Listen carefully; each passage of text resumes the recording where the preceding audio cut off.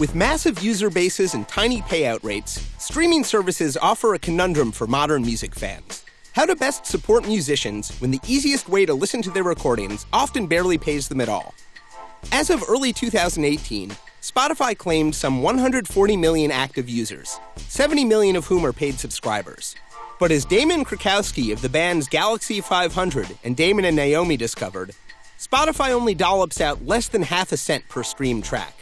What's more, as a report by BuzzAngle pointed out, the top 10% of most streamed tracks account for more than 99% of all streams, which means that the vast majority of music in Spotify's database is getting listened to less than 1% of the time. The digital rising tide is lifting only some ships. Krukowski has some suggestions for how to be a responsible music fan in the age of Spotify. In part, he suggests, listeners should consider where their dollars are going. Even with a subscription, using Spotify to listen to anything more obscure than those top 10% of songs won't support the musicians who made them. Instead, he suggests that looking for musical experiences with the richest personal impact is one way to bypass the streaming paradox. One method for doing this is to adjust one's sense of scale. Krukowski compares it to the difference between seeing the same act at a festival versus seeing them at a club. They might get paid similar rates, but at a club, you're not standing among 10,000 other fans, you can see the band up close, they can probably see you, and your merch table dollars might go directly towards their next meal. While you might get less music per dollar in the short term, your money will go further to power the independent musical ecosystem in the long haul. Another way to support music, Krukowski suggests, is to understand and share its context.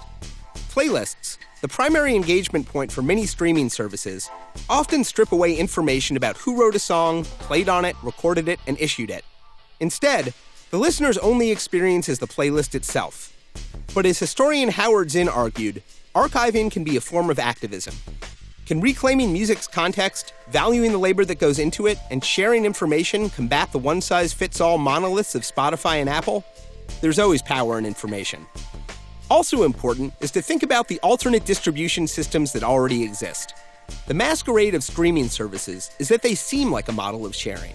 And yet, these services are run by large corporations profiting from intellectual property, the opposite of truly free sharing.